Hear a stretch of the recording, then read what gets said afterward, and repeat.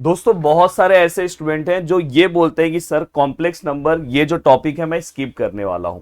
अगर मैं बात करूं तो मेरा क्रैश कोर्स चल रहा है दोस्तों मुंबई यूनिवर्सिटी का, जिसमें हमने 2 दिन में कॉम्प्लेक्स नंबर को कंप्लीट कर दिया। और 2 दिन में मतलब अराउंड पहले दिन हमने 2 घंटे का लेक्चर्स लिया और दूसरे दिन कुछ 1 से 1.5 घंटे का लेक्चर्स है, मतलब 3 घंटे में आप पूरा का पूरा कॉम्प्लेक्स नंबर खत्म कर सकते हो।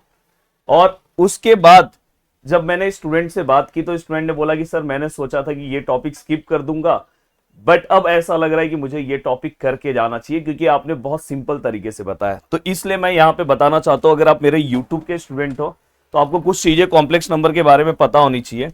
देखो कॉम्प्लेक्स नंबर जब हम पढ़ते हैं, इवन अगर आप मेरा डिटेल लेक्चर्स जाके देखोगे ना, तो डिटेल लेक्चर्स अगर आप जाके देखोगे तो स्टार्टिंग के 5 लेक्चर्स जो है दोस्तों जो मैंने लिया है वो पूरा का पूरा स्टार्टिंग के बेसिक सम में, कभी कभार इसमें से एक आध सम आते हैं, बट मेन लेक्चर्स मेरा लेक्चर नंबर 6 से स्टार्ट हुआ है। तो बहुत सारे मैं ऐसे स्टूडेंट्स को देखता हूं ना, वो स्टार्टिंग के पार्ट को प्रैक्टिस करते हैं और जो मेन बुक का पार्ट है उसको प्रैक्टिस नहीं करते। तो कॉम्प्लेक्स नंबर में आपको, अगर आप प्रैक्टिस कर रहे हो तो सबसे पहले आपको टाइप 1 का सम सॉल्व करना है। सर टाइप 1 में कौन से सम्स आते हैं? सर टाइप 1 में दोस्तों कौन से टाइप के सम आएंगे? तो टाइप 1 के सम में expansion of sine of N theta, cos of N theta और टेन ऑफ एन थीटा, इस टाइप के सम है। कम से इस टाइप के आपको 3 सम का प्रैक्टिस करना चाहिए। और जो मैं क्रैश कोर्स के अंदर करवा रहा हूं आपको, ये 3 सम आप अपने मन से कोई भी अब सॉल्व कर लो, बट अगर आपके कोई अच्छे टीचर्स हैं उनसे आप पूछ सकते हो कि सर मैं कौन सा 3 सम सॉल्व करूं जिसके बाद इस टॉपिक के पूरे सम हो जाए। और इस टॉपिक आपको सबसे पहला ये टॉपिक स्टार्ट करना चाहिए, बस 3 सम सॉल्व करो आपका काम हो गया। क्रैश कोर्स के अंदर मैंने 3 से 4 सम इस टॉपिक के कवर कराए हैं दोस्तों, बस अगर आपने वो सम सॉल्व कर लिया ना आपका काम हो गया। मैं आपको दिखाना चाहता हूं एक नेक्स्ट जो हमारा इंपॉर्टेंट टॉपिक है। अब देखो मैं आपको दिखाता हूं नेक्स्ट हमारा जो इंपॉर्टेंट टॉपिक है दोस्तों वो है, हाँ देखो यहाँ पे 2023, मैंने बोला ना पीवाईक्यूज भी बहुत ज्यादा इंपॉर्टेंट है।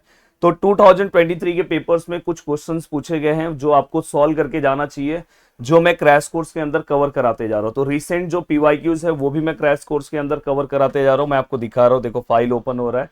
तो अगर आपने अभी तक नहीं पढ़ना स्टार्ट किया तो भाई पढ़ना स्टार्ट कर दो, नहीं तो बहुत ही कम टाइम बचा है। और उसके बाद आप अगर ऐसा सोचोगे कि मैं 2 दिन में रेडी कर लूँ, 5 दिन में मैं रेडी कर लूँ, वाइवा प्रैक्टिकल सब चीजें दोस्तों चलती रहेगी। पर वाइवा प्रैक्टिकल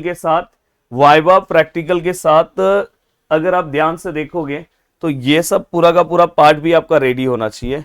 एक सेकेंड, क्योंकि 45 पेजेस हैं पूरे हमने कंप्लीट किए, मतलब एकदम बेसिक से। अगर किसी ने कुछ भी नहीं पढ़ा होगा ना, ये देखो ये पूरा मेरा क्रैश कोर्स का नोट्स है पूरा का पूरा। अगर आप ये आपको रिवीजन सब चीजें करने में बहुत हेल्प करेगा। देखो मैं आपको दिखाना चाहता हूँ, हाँ ये देखो,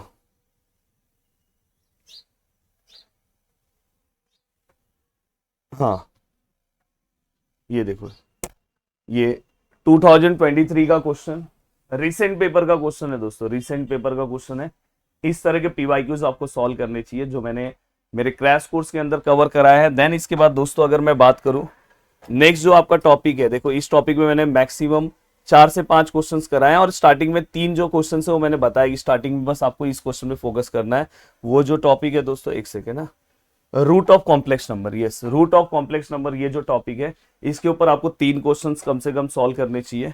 एंड दोस्तों इसके बाद आपका जो नेक्स्ट टारगेट होना चाहिए वो है, ये देखो हाँ ये वाले भी सम्स, ये वाले सम्स देखो मैंने सॉल्व कराए हैं। देखो नेक्स्ट आपका टारगेट होना चाहिए इसके ऊपर टाइप 2 वाले सम, इसके ऊपर कम से कम 3 सम आपको सॉल्व करना चाहिए, हो गया। इससे आगे आपको कॉम्प्लेक्स नंबर में कुछ नहीं करना है। अब देखो कॉम्प्लेक्स अपना जो वेटेज है, पहले के एग्जाम का वेटेज अलग था, अभी के एग्जाम का वेटेज अलग है। तो अभी का जो हमारा एग्जाम है उसका जो वेटेज है दोस्तों, अभी के जो एग्जाम का जो हमारा वेटेज है, अगर आप ध्यान से अच्छे से देखने की कोशिश करोगे तो 60 मार्क्स का पेपर होगा और साथ में हमें ऑप्शंस भी आएंगे। तो मतलब एक टॉपिक ज्यादा से ज्यादा हमें कितने मार्क्स का पूछा जाएगा? 15 मार्क्स का, क्योंकि अभी तक मैं फिक्स वेटेज कोई आपको बता नहीं सकता क्योंकि अभी तक कोई पेपर्स आपके पास नहीं है। तो भी आप समझ के चलोगे कि अगर आपने ये क्वेश्चंस और टाइप 1 मैंने जो बोला वो questions, root of complex number और 2023 का जो क्वेश्चंस आया है वो।